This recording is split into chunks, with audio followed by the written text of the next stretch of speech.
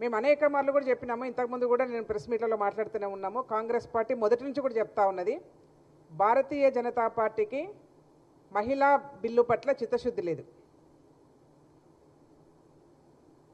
మహిళా బిల్లును ఇంప్లిమెంటేషన్ చేయాలనే ఆలోచన భారతీయ జనతా పార్టీకి ఏ మాత్రం కూడా లేదనేది స్పష్టమవుతా ఉన్నది.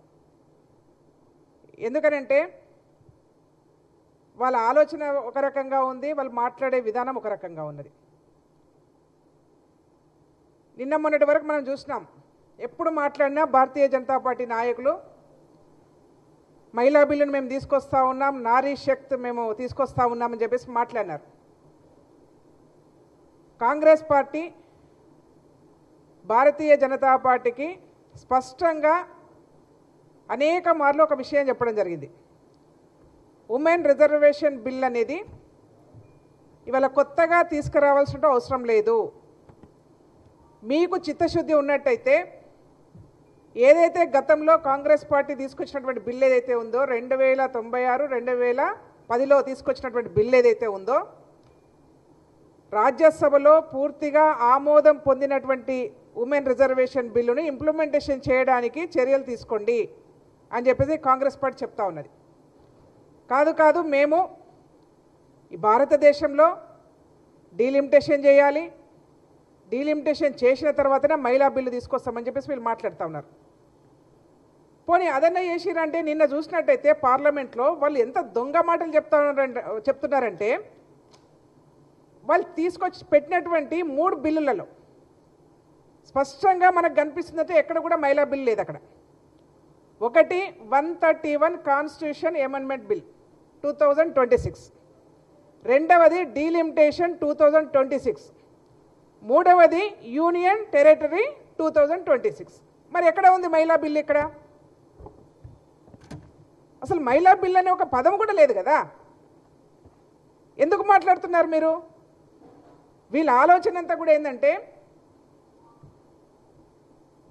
డొంక తిరుగుడు వ్యవహారం మీద ఏదో రకంగా వేసి ఉత్తర భారతదేశంలో సీట్లు పెంచుకునే ప్రయత్నం చేయాలి, మళ్ళీ అధికారంలోకి వాళ్ళే కూర్చోవాలని ఒక ప్రయత్నం చేస్తూ ఉన్నారు. వాళ్ళు చెప్పిన ప్రకారం నిన్న మొన్నటి వరకు మనం చూసినాం, కిషన్ రెడ్డి గారు కావచ్చు, అమిత్ షా కావచ్చు, భారతీయ జనతా పార్టీ నాయకులు అందరూ కూడా లేదు అన్ని రాష్ట్రాల్లో కూడా 50% సీట్లు పెంచుతా ఉన్నామని చెప్పేసి మాట్లాడారు. ఆ 50% సీట్లు పెంచుతున్నామన్న విషయం కూడా బిల్లు లేదు. కేవలము జనాభా ప్రాతిపదికన సీట్లు పెంచుకోవాలనేదే భారతీయ జనతా పార్టీ యొక్క ఎజెండా. జనాభా ప్రాతిపదికన ఎక్కడ పెరుగుతాయంటే నార్త్లో సీట్లు ఎక్కువ పెరుగుతాయి. నార్త్లో సీట్లు ఎక్కువ పెరిగితే భారతీయ జనతా పార్టీకి లాభం జరుగుతుంది. భారతీయ జనతా పార్టీ ఎక్కడైతే బలంగా ఉందో అక్కడ సీట్లు ఎక్కువ పెంచుకోవాలి, మళ్ళీ అధికారంలోకి రావాలనేది వీళ్ళ కోరిక. కాబట్టి మేము ఒకటే అడుగుతా ఉన్నాం వీళ్ళ కాంగ్రెస్ పార్టీ నుంచి, మీరు బట్టగాల్చి మా మీద వేసినట్టు కాదు, ప్రతిపక్షాలను బదనాం చేసే ప్రక్రియ మీరు చేయడం కాదు. దీనికి ఇవాళ పొద్దున్న లేచినప్పటి నుంచి ఏం మాట్లాడుతున్నారంటే కాంగ్రెస్ పార్టీ ఉమెన్ రిజర్వేషన్ బిల్లుకు సహకరించలేదు కాబట్టి పార్లమెంట్లో వీగిపోయింది అని చెప్పేసి మాట్లాడుతూ ఉన్నారు. అసలు మీరు పెట్టలేదు, ఉమెన్ రిజర్వేషన్ బిల్లే పెట్టలేదు, అక్కడ వీగిపోయే ఆస్కారమే లేదు. అసలు మీరు ఆ మాటనే మాట్లాడతలేరు. మీరు మాట్లాడింది ఏంటంటే ఇట్లా తీసుకొచ్చేసి మొత్తం తిప్పేసి ఏం చేస్తూ ఉన్నారంటే డీలిమిటేషన్లో వాళ్ళ సీట్లు ఎక్కువ పెంచుకోవడానికి ఒక ప్రయత్నం చేస్తూ ఉన్నారు. అంటే వాళ్ళు చెప్తున్న లెక్క ప్రకారం కూడా ఏంటంటే, నేను ఇందాక ఒక ప్రొఫెసర్ గారు మాట్లాడుతుంటే విన్నాను, వాళ్ళు చెప్తున్న లెక్క ప్రకారము డీలిమిటేషన్ తీసుకొచ్చినా కూడా ఎవరైనా జనాభా ప్రాతిపదికన సీట్లు ఎందుకు పెంచలేదనేసి కోర్టుకు పోతే వాళ్ళు తీసుకొచ్చిన బిల్లు కూడా పక్కకి వెళ్ళిపోయి జనాభా ప్రాతిపదికన సీట్లే పెంచడానికి ఎక్కువ అవకాశం ఉంటుంది. కాబట్టి జనాభా ప్రాతిపదికన సీట్లు పెంచుకోవాలనేదే వాళ్ళ ప్రధాన ఎజెండా.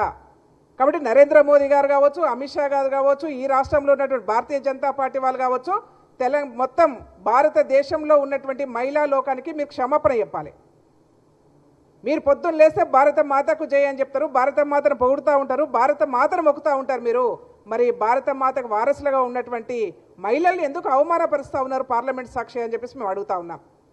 మీకు ఈ రోజు కూడా ఇంకొక ఛాన్స్ ఉంది. నరేంద్ర మోదీ గారు, అమిత్ షా గారు, భారతీయ జనతా పార్టీ నాయకులు, ఈ రోజు కూడా మీకు అవకాశం ఉంది. ఈ రోజు కూడా మీరు ఆ రోజు యూపీఏ హయాంలో పెట్టినటువంటి మహిళా రిజర్వేషన్ బిల్లును యాజ్ ఇట్ ఈజ్గా అమలు చేయడానికి మేము బిల్లు పెడుతున్నాం, ఎవరు సహకరిస్తారని చెప్పేసి మీరు చెప్పండి. యునానిమస్గా ఇవాళ బిల్లు పాస్ కావడానికి అవకాశం ఉంటుంది. లేకపోతే మీరు రాజకీయ అవసరాల కోసం, రాజకీయ ఎత్తుగడల కోసం ఉమెన్ని, మహిళల్ని అడ్డం పెట్టుకొని రాజకీయాలు చేయాలనుకుంటే భవిష్యత్తులో భారతీయ జనతా పార్టీకి మనుగడ ఉండదు. మహిళలందరూ కూడా గమనిస్తూ ఉన్నారు. మీరు నోటితో చెప్పుకుంటూ నొసటితో వెక్కిరించే ప్రయత్నం మీరు చేస్తూ ఉన్నారు. అది పార్లమెంట్ సాక్షిగా, భారతదేశంలో అత్యున్నత సభ ఏదైతే ఉందో ఆ పార్లమెంట్ సాక్షిగా మహిళల్ని అవమానించే ప్రయత్నం చేస్తూ ఉన్నారు. ఇది మంచి పద్ధతి కాదు అని కూడా ఈ సందర్భంగా నేను మనవి చేస్తూ ఉన్నాను.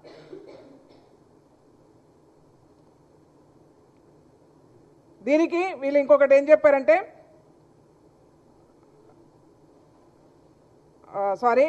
అంటే మేము మొన్న కూడా మాట్లాడినాము, 2023లో ఏదైతే నారీ శక్తి అని ఒక పెద్ద పేరు పెట్టుకొని వచ్చినటువంటి వీళ్ళు, మేము 543, నేను మొన్న కూడా ప్రెస్లో మాట్లాడినాను, యాజ్ ఇట్ ఈజ్గా ఇవాళ భారతదేశంలో ఉన్నటువంటి పార్లమెంటు స్థానాలు 543 ఏదైతే ఉందో ఆ 543లో మహిళా రిజర్వేషన్ బిల్లు తీసుకురావాలని చెప్పేసి కాంగ్రెస్ పార్టీగా డిమాండ్ చేస్తూ ఉన్నాం.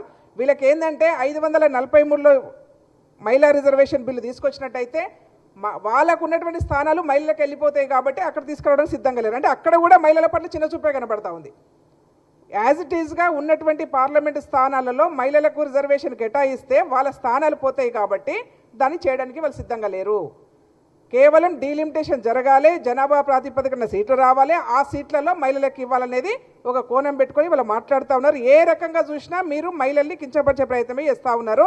కాంగ్రెస్ పార్టీగా డిమాండ్ చేస్తూ ఉన్నాం, యాజ్ ఇట్ ఈజ్గా ఈ రోజు ఉన్నటువంటి పార్లమెంటు స్థానాలలో 543లో మహిళలకు మీరు కేటాయిస్తామన్నటువంటి 1/3 రిజర్వేషన్స్